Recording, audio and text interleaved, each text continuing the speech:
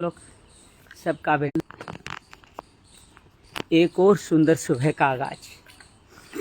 आज श्राद्ध पक्ष का, वैसे तो तृतीय दिवस कहा जाता है, लेकिन 2 दिन इकट्ठे थे तो द्वितीय दिवस भी कह सकते हो। हम लोग बार बार इस श्रद्धा और श्राद्ध पे बातचीत कर रहे हैं। हमारे जीवन का बहुत बड़ा आशीर्वाद है, पुरस्कार है हमारा श्रद्धावान हो जाना। और हमारे संतों द्वारा ये परंपरा इसीलिए अपनाई गई ताकि हम सब लोग श्रद्धा का परिचय कर पाएँ, श्रद्धा को जीवन में उतार जा पाएँ। भगवान गीता में 3-4 जगह कहते हैं बात। श्रद्धावान लभते ज्ञानम से लेकर के करते हैं कि कोई भी काम करो, लेकिन अश्रद्धया हुतन दतन, अश्रद्धा रख करके कोई भी कार्य सफल नहीं होने वाला। वो बार बार कहते हैं आप यज्ञ करें, तप करें, दान करें, कुछ भी कर लें, निष्काम कर्मयोगी बन जाएं, फल की इच्छा त्याग दें, अकर्ता भाव ले आएं, अकिंचन बन जाएं, लेकिन श्रद्धा अगर नहीं है तो ये बिना श्रद्धा के ये तप, यज्ञ, दान, तप कोई भी कार्य फलीभूत नहीं होने वाला। तो श्रद्धा जीवन का मुख्य हिस्सा है। ये हमारी षड संपत्ति, जिसको कहते हैं समन, दवन, तितिक्षा, जो हमारी षड संपत्ति, उसमें श्रद्धा एक मुख्य अंग है। हर धर्मशास्त्र का, हर जीवन का, हर विश्वास का श्रद्धा एक मुख्य, हर रिश्ते का मुख्य भाग है श्रद्धा। श्रद्धा संशय का उल्टा है। जब संशय होता है तो श्रद्धा नहीं हो पाती है, और संशय हमारे को जीवन की समस्याओं से 2-4 कराता है। श्रद्धा उन्हीं समस्याओं को अपॉर्चुनिटी रूप में हमें सामने प्रस्तुत करती है। मेरे जीवन में जब डायबिटीज आया तो मुझे बहुत संशय हुआ, जीवन में कुछ बचा नहीं है। तो विश्वास कीजिएगा, उसी संशय का जब पुनरुद्धार श्रद्धा के रूप में हुआ, और मैं जीवन में आज उस डायबिटीज़ का शुक्रगुजार हूँ कि वो था, इसलिए मैं जीवन में इतना आगे अनेक रास्तों पे बढ़ पाया। हमारे रिश्तों में श्रद्धा बनी रहे। ये जो श्राद्ध पक्ष बनाए गए इसीलिए बनाए गए ताकि हम हमारे पूर्वजों की विरासत जो उन्होंने हमारे लिए छोड़ी थी, हमने उनकी धन संपत्ति तो फट से बांट ली। ये मकान मेरा है, धन मेरा है, संपत्ति मेरी, गाड़ी मेरी, ये सब बांट लिया। लेकिन आदरणीय नेमीचंद जी उपाध्याय सारू जोहनी जी का अभिनंदन है, स्वागत है। नेमी भाई बहुत दिनों बाद नजर आए। तो कहने का तात्पर्य, हमने उनकी धन संपत्ति तो माता पिता की बांट ली हमने, लेकिन उनके जो सद्गुण थे, उनकी परंपराएं थी, उनके संस्कार थे, वो हमने नहीं लिए, वो छोड़ दिए। तो श्राद्ध पक्ष है उन संस्कारों को एक वापस रीगेन करने का, उनको जीवन में पाने का बहुत सुंदर तरीका है कि किस तरह से हम अपने माता पिता की जो अच्छाइयाँ थी उनको श्राद्ध पक्ष में बार बार याद करें, नमन करें और उनको अपने जीवन में उतार पाएं। तो ये श्राद्ध पक्ष कुछ देने का नाम नहीं है, किसी को कुछ देने का नाम नहीं है। ये अपने माता पिता की विरासत को क्लेम करने के दिन है, हम उनकी विरासत को पा सके। वो विरासत जो अनुपम है, जो अलौकिक है, अद्भुत है, जो हम सबका जीवन कल्याण करने वाली है। आज वो माता पिता के गुण नहीं रहे, उनकी श्रद्धा नहीं रही, तभी तो हमारे जीवन में बहुत सारी समस्याएं पैदा हो रही है। मैं याद करूं अपने माता पिता के रिश्तों को और अपने बुजुर्ग जो मैंने देखे। मैंने दादा दादी नहीं देखे, नाना नहीं देखे, लेकिन मैंने नानी को देखा और माँ पिताजी को देखा। और उनका जब जीवन की कहानी देखता था तो मुझे लगता था कि ये तो किसी फिल्म से भी बड़ी कहानी है। बचपन में ही जब आप साल भर 3-4 महीने के हो तो आप माताजी का देहांत हो जाए और पिताजी के साथ कोई विशेष सामंजस्य न बने, और एक उम्र होने के बाद में 5-10 साल के बाद पिताजी की मृत्यु हो जाए।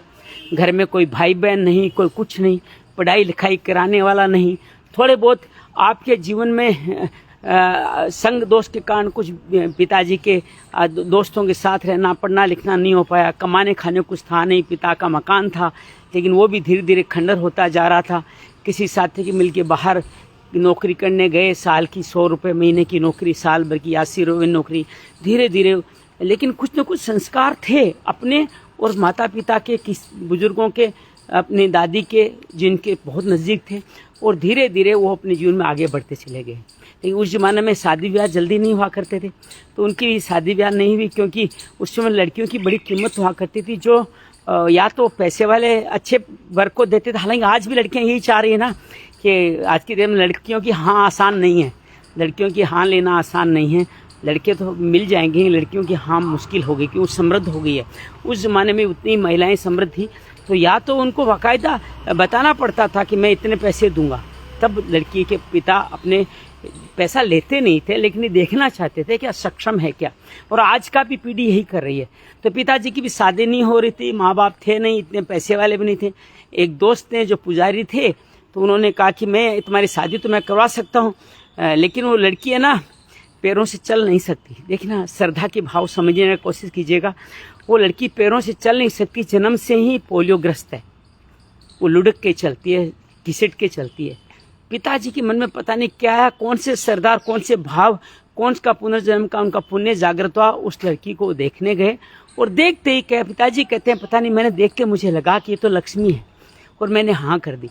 तो एक स्वस्थ जवान लड़के का एक ऐसी लड़की से शादी करना जिसके पैर नहीं काम करते हैं, ये डिसीजन लेना, निर्णय लेना, ये साहसी कदम उठाना किसी पुराने जन्म के संस्कार के अलावा कुछ नहीं हो सकता। पिताजी शादी करके लाए माँ को घर में और उस दिन के बाद में हमारे घर में कभी किसी चीज़ की कोई कमी नहीं रही। हम 7 भाई 4 बहन सब स्वस्थ हैं। माँ पैरों से चल नहीं सकती, फिर भी हम सबको इतना योग्य स्वस्थ बनाया हम और आप सबके साथ बात करें।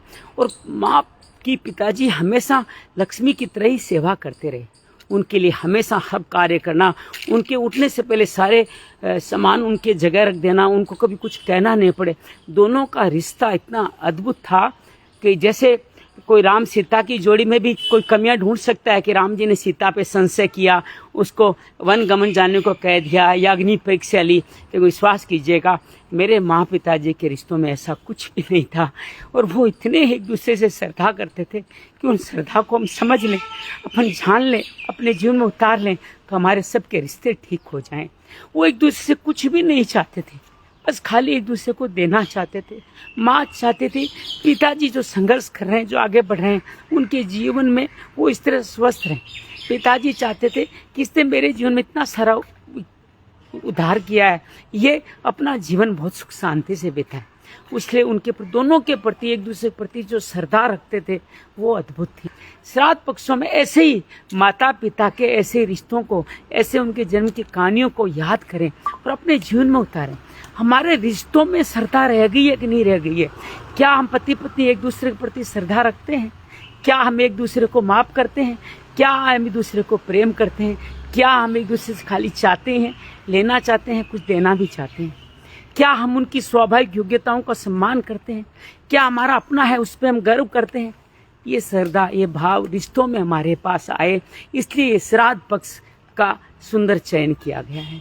इस श्राद्ध पक्ष हमारे रिश्तों को नया रूप देने का समय है, जिसके लिए हमारे रिश्तों को हम श्रद्धा से भर सकें, हमारे रिश्तों को ये बता सकें कि हाँ मैं आप में श्रद्धा करता हूँ। एक फिल्म आई थी नदिया के पार, उस फिल्म में दोनों जो हम आपके कौन का ही ग्रामीण अंचल का अनुवाद था। तो वहाँ पे दोनों प्रेम करते हैं, सचिन और साधना सिंह आपस में प्रेम करते हैं। और जैसे कि आपको सबको कहानी पता है, एक समय के बाद में सचिन की भाभी की डेथ हो जाती है और एक गलतफहमी के दौरान वो अपनी जो प्रेमिका थी उसको अपनी भाभी बनाने को तैयार हो जाता है। तो जब वो उस छोड़ने के लिए तैयार हो जाता है तो साधना सिंह एक बहुत सुंदर बात कहती है कि अभी तक तो हम आपसे प्यार करते थे, अब से हम आप में श्रद्धा किया करेंगे। तो ये है सर त्याग और श्रद्धा का मिलन। आप जो जो त्याग रिश्तों में लाएंगे त्यों त्यों श्रद्धा जगेगी और श्रद्धा आपको माता पिताजी के जीवन से, आशीर्वाद से, इस श्राद्ध पक्ष में उनका स्मरण करने से, उनको याद करने से आपको सुंदर श्रद्धा आपके जीवन में आने लग जाएगी। अगर इस श्राद्ध पक्ष में आकर के अपने माता पिता के संसर्ग में उनके रिश्तों के प्रेम प्यार को अपने जीवन में उतार पाएँ तो विश्वास कीजिएगा ये श्राद्ध पक्ष सफल हो जाएगा। आपके माता पिताओं की वसीयत जो उन्होंने आपके लिए छोड़ी थी विरासत में, वो आपको मिल जाएगी। इसी तरह श्राद्ध पक्ष का महत्व समझें, हमारे रिश्तों में आगे बढ़ें और ये रिश्ते हमारे रिश्तों में ये श्रद्धा मैनिफेस्ट होगी। श्रद्धा के अंदर अश्रद्धा शब्द नहीं यूज हो रहा। श्रद्धा का तात्पर्य जैसा है उसको वैसा स्वीकार कर लेना, उसके अंदर ये नहीं देखना कि उसने ये किया वो किया। श्रद्धा पूर्ण रूप से समर्पण का नाम है। और रिश्तों में जब समर्पण हो जाए, एक व्यक्ति दूसरे में लोप हो जाए, तो विश्वास कीजिएगा जीवन सुखद हो जाता है, जीवन आगे बढ़ता चला जाता है। और ये आपके रिश्तों की श्रद्धा आपके बच्चों में मैनिफेस्ट होती है। अल्टीमेटली आज माता पिता के रिश्तों की श्रद्धा के कारण हमारे रिश्ते बन रहे हैं। हल्के फुल्के अगर बिगड़ते हैं तो भी समृद्ध बने रहते हैं, क्योंकि उनके पीछे नींव उनकी डाली हुई है। आप भी अपने रिश्तों में अगर श्रद्धा रखेंगे तो विश्वास कीजिएगा आपके बच्चों के रिश्तों में भी श्रद्धा आएगी, उनके परिवार भी नहीं टूटेंगे। आपके आने वाली पीढ़ी के बच्चे संस्कारवान होंगे, उनकी भी आप में श्रद्धा बनी रहेगी। तो ये श्रद्धा को अपने जीवन से जोड़िएगा, श्राद्ध पक्ष से जोड़िएगा, तो इन श्राद्ध पक्ष का जीवन में बहुत बड़ा महत्व हो जाएगा। अपने पूर्वजों के जीवन का अध्ययन कीजिए, उनके बारे में बातचीत कीजिए, उन्होंने अपना जीवन कैसे बिताया, कैसे सफल हुए, कैसे संघर्ष के क्षणों में आगे बढ़े, तो आपके जीवन में सब कुछ आ जाएगा। उनके प्रति श्रद्धा ही उनकी वसीयत आपके नाम कर देना है। उनकी वसीयत विरासत को आज अपने नाम कर लें। श्राद्ध पक्ष में बहुत सारा उनको स्मरण करें, श्रद्धा से रखें और ये श्रद्धा अपने जीवन में उतारें, अपने रिश्तों में उतारें, अपने संस्कार में उतारें, अपने जीवन शैली में उतारें, तो बहुत अद्भुत काम हो जाएगा। बहुत बहुत धन्यवाद, बहुत आभार। कैसा लगा अवश्य बताइएगा।